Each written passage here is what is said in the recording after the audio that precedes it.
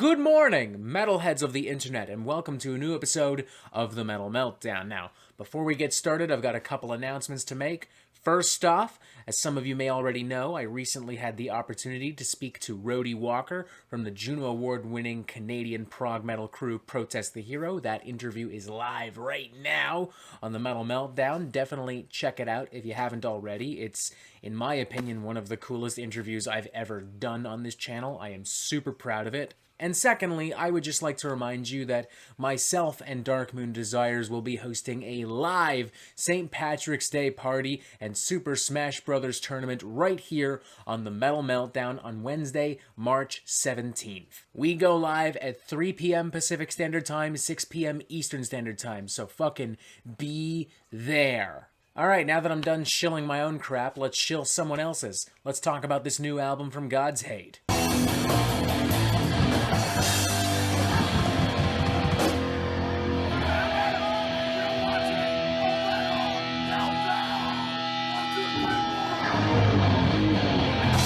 This self-titled studio album is the second from God's Hate, a hardcore, metalcore, death metal kind of fusion band hailing from Los Angeles, California. Truthfully, I'm not especially familiar with this particular project, but I am familiar with some of the gentlemen who are a part of this particular project. Namely, Alec Faber and Colin Young, both of whom you may recognize for their work in another modern hardcore crew, Twitching Tongues. But most impressively, you also have American professional wrestler Brody King on lead vocals here, currently signed to a number of worldwide wrestling organizations, including Ring of Honor, New Japan Pro Wrestling, and Pro Wrestling Guerrilla. And with all of that information right off the bat, honestly, I knew exactly what to expect from this record. I knew to expect some super nasty, super in-your-face, super abrasive and tough and muscular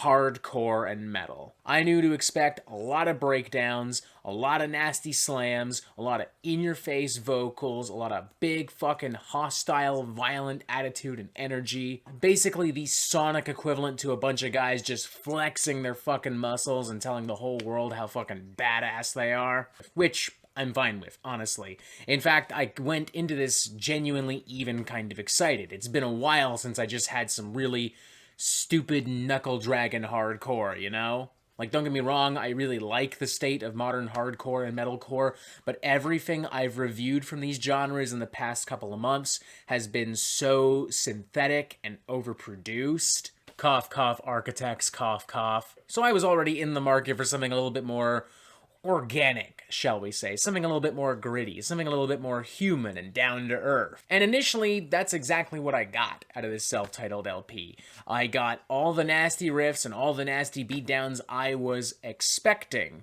And initially, I was enjoying it. But as the album went on, it really began to lose its luster. It really began to lose its steam, and the charm of its hostility suddenly was fading, evaporating even, quite quickly.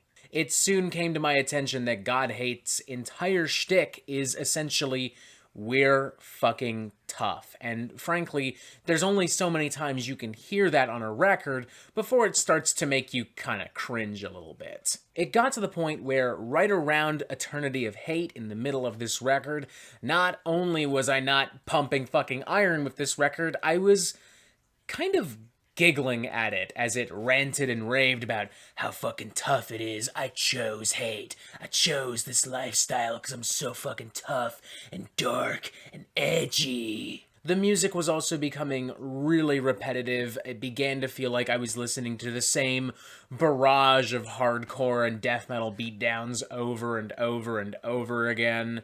And I gotta say, even when I was initially enjoying this record, I genuinely was not enjoying these vocals. It is the most incessant hardcore barking I think I've heard on a record for a while. I mean that quite fucking literally, ladies and gentlemen. If you had told me a Rottweiler performed on this record, I might have believed you. It doesn't help either that as the album goes on, the tracks themselves also get a lot fucking longer, unnecessarily longer.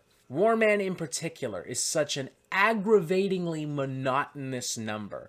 There is no need for this thing to have been 5 minutes and 30 seconds. You could have literally cut 3 whole minutes off of this and immediately had a much tighter, a much heavier, a much more impactful fucking number.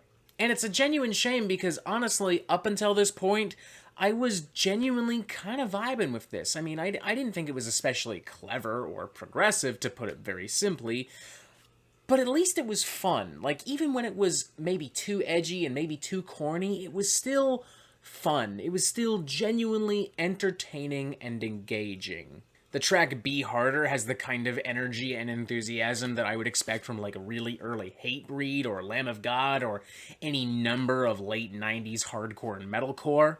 The track Finish the Job pummels with brutal death metal flavor, with some classic punk spice sprinkled in between. 6 Feet Deep even manages to throw in a genuinely anthemic kind of chorus. It kind of lifts the spirits. It gets you motivated. It gets you pumped up. I got so fucking pumped at one point that I literally started pumping fucking iron with this thing. I was lifting fucking weights. That's how much I was vibing with it. I was literally influenced by that super tough macho fucking spirit and started fucking lifting fucking weights right then and there. And it all came to a grinding halt following Eternity of Hate. The music just couldn't keep up anymore, and I saw this for the mostly one-dimensional and derivative slice of brocore that it was.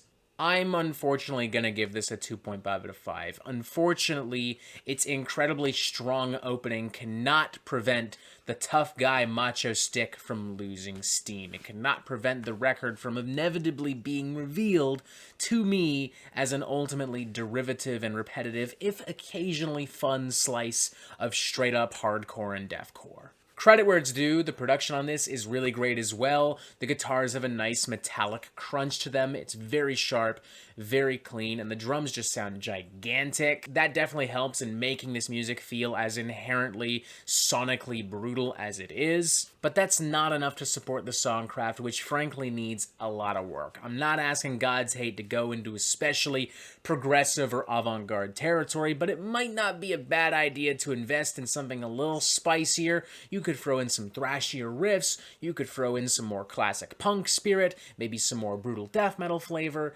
I don't know, but relying simply on this ultra-tough hardcore aesthetic simply ain't gonna cut it. Not for me, at least. I'm sure that people who just want a bunch of nasty, brutal riffs are gonna have a blast with this, and more fucking power to ya. But personally, I would rather indulge in something with just a little bit more variety and intelligence, something with a little bit more substance over style. Truthfully, I wouldn't really mind re-listening to at least the first half of this album, nor would I object in theory to adding them to a hardcore, deathcore, metalcore, brutal death metal kind of playlist that maybe I could have while I'm working out to pump me up, to fill me up with adrenaline and fucking attitude and spirit and moxie. But aside from that, I find it highly unlikely that I will be returning to God's Hate anytime soon. 2.5 out of 5, it's okay.